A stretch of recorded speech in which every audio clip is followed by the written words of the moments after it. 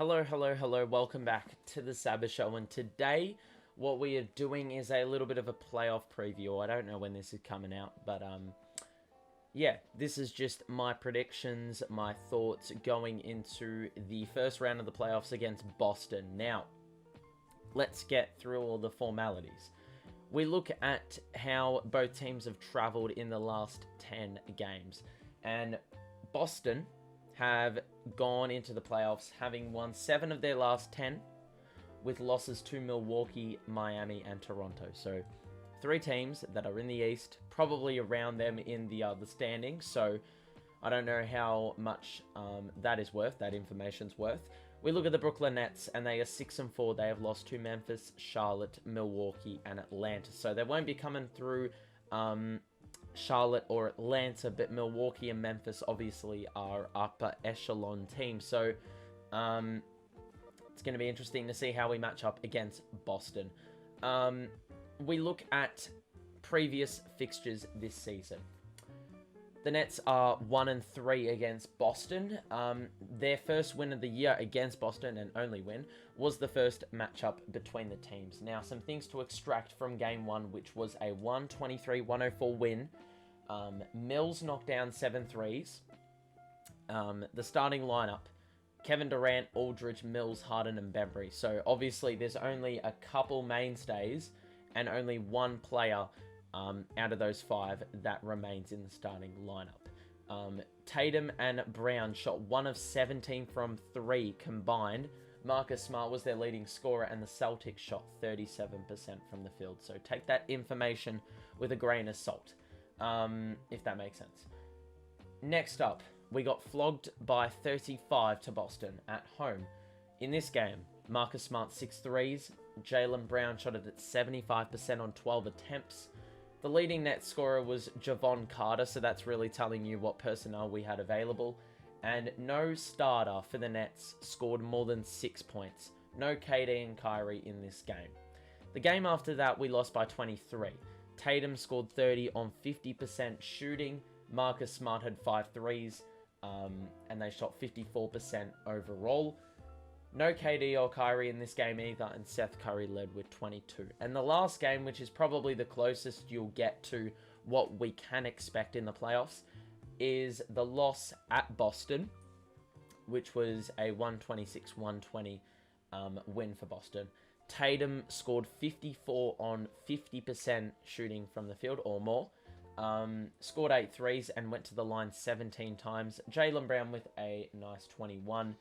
7 KD turnovers, and he scored 37 himself. Jaylen Brown scored 16. Bruce Brown scored 16.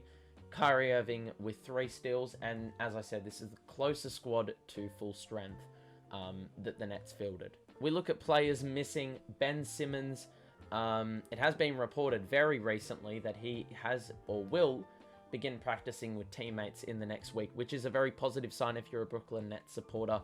It also raises a lot of questions about how he's going to be incorporated, but it has been said, word on the street is that he could be there for a late first round return. So that is very exciting for a Nets fan. And for the Celtics, their main absence is Robert Williams, who at this point, it has been said that he will be out for round 1 of the playoffs. So obviously a very big exclusion, especially on the defensive side of the ball. Looking at the playoff rotation and what to expect, the Nets will probably run out a starting lineup of Irving, Seth Curry, Bruce Brown, Durant, and Drummond. That has been probably their most successful lineup in the latter stages of the season, and that's obviously the most relevant time of year.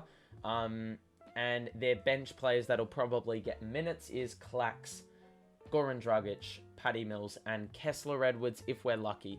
This is all excluding Ben Simmons. And if we look at the Celtics, excluding Robert Williams, their starting lineup will be Marcus Smart, Jaylen Brown, Tatum, Horford, and Tice rounding out the 5. Their bench unit is a bit more shallow than the Nets. They would go 8 deep. Derek White, Pritchard, and Grant Williams are probably going to be the 3 that see time. Now, this segment here is probably a little bit more of an opinionated segment. My key players for the series, for the Nets, Bruce Brown and Claxton are my first 2. if you just look at what they've been able to achieve this season, they have been glue guys. Bruce Brown obviously has overcome extreme adversity, started on the fringe, players wanted him out, or not players, fans wanted him out, simply because he wasn't playing a role and he was taking up a rotation spot. He wasn't offering anything. Fast forward to, the last month or so, and he has been a pivotal player, probably our third best player, behind Kevin Durant and Kyrie Irving, with his offensive skill set, a very unique offensive skill set, as we all know, if you're a Nets supporter. 6'4", but plays like a big, and now can shoot a corner three, which he never had in his arsenal until this year, arguably. And Kyle Korver's probably the guy that will take credit for that. But, defensively, he is a monster. He's not a monster, but he will get some big steals. He'll put his body on the line. And, he can also block three-point shots. He's a very disciplined defender. Sometimes he'll pick up fouls, but I think he'll have a big role to play in the series. I think he'll take Jaylen Brown. He's going to have to do a good job on him in order for us to win this series. Because, obviously, if Tatum's not performing, pressure's on Jaylen Brown, and more often than not, he will perform. If we look at Nicholas Claxton, though, he is the X factor off the bench for the Nets, in my opinion.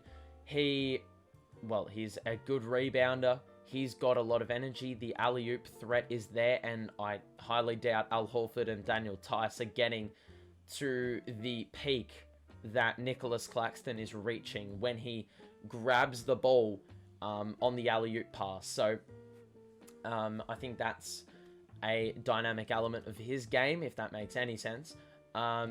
Obviously, his offensive game obviously isn't refined or polished, but it has improved on past seasons. I think also defensively, he's going to be so important, especially in a switch. We love to do switches on the pick and roll. It is going to be his responsibility to pick up the likes of Tatum or Brown every time there's a switch. So I have a lot of faith in him to stay with those guys. He has shown it against point guards, like plays that are much, much smaller than him. So I think it's imperative that he performs in these games. There may be some games or series where Drummond is the better matchup. But for the most part, I think Claxton, if he can get 10 points, he can get 6 or 7 rebounds, and he can get a couple blocks off the bench, I'll be happy. Another guy to mention quickly is Patty Mills. Seth Curry is prone to sometimes not performing, or they just lock him down and put him on clamps. Patty Mills is going to have to be that guy to, pick up the slack if Seth Curry doesn't perform. We've seen in games this year when Patty Mills performs and scores like 3 or more threes. I'd love to see the record that the Nets are when he does that, but it would have to be pretty good. Obviously, in the game that we won against Boston earlier in the year, it was an exceptional game by Patty Mills. So we're going to need something similar. Obviously, he can't score 7 threes every game, but, if he can score a couple consistently, then I would be 100% happy. For the Celtics, my 2 players are Marcus Smart and Al Horford. Marcus Smart primarily because, obviously, defensive gun. He loves to ruffle a few feathers. That is just such a tongue twister, but he's probably going to get the matchup on Kyrie Irving, and I would have a lot of faith in him to actually do the job. He also, if you look at the games that they've won against us, he has scored multiple threes, 5 threes, scored 6 threes. Obviously, in their last win of the season, he didn't perform as well as flashy, but, I think it's going to be so important that he can knock down a few threes, present himself as an offensive option, because, it's going to be such a difficulty for the Nets to win games. If not only do they have to deal with Tatum and Jaylen Brown, but they've also got to deal with Marcus Smart, who just continues to shoot scorching hot on a nightly basis. So I think he's going to be really important. The other reason, actually no, not the other reason, but the other player, Al Horford, the reason that I put him on this list is obviously Robert Williams is out. And it's going to be so imperative that Al Horford performs and knocks down a few threes. Obviously, he's not going to be able to provide, that defensive presence that Robert Williams can provide. But he needs to knock down threes. I still think he can hold his own defensively, but there probably will be instances. I mean, if he's playing the 4, he cannot guard Kevin Durant. He is too slow laterally. I may be underestimating him. I don't watch Boston games, but he is obviously at the back end of his career. So he may have to pick up like a Bruce Brown from the corner or something. So his help defense is going to be valuable, but he's got to be equally disciplined in guarding players like Bruce Brown. I think, yeah, Bruce Brown is a really interesting player, and it's going to be really interesting to see how Boston guard him. I think we could be seeing a lot of zone defense, and I think Horford will be a strong part of that, you know, being executed well. And now for my final predictions. My prediction, it's a little bit biased, but I'm going to say the Nets in 7 games. I think it's going to be an absolute classic. A lot of people are either underestimating the Boston Celtics or calling people out for underestimating the Boston Celtics. I think it's really one of those two parties, to be brutally honest. I'm not in the club where we're underestimating it. I don't think they've got everything to go all the way. But in saying that, I think they have a damn good shot at it. In saying that, you just look at the Nets roster and you say, well, surely they're going to win 4 games in a best of 7 series. I mean, it's really hard to go past them.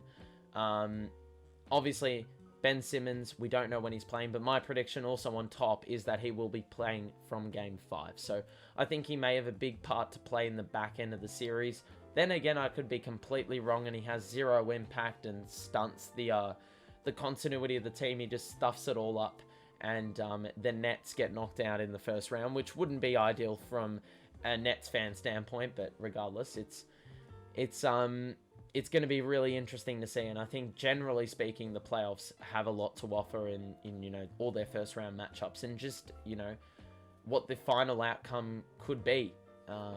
But yeah, that is my prediction. Put your thoughts in the comment section. We don't have long to go before the first round. Some games have already started, so we'll see how we go.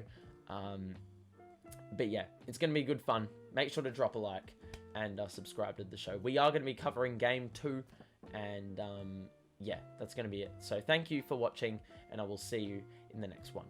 Peace out.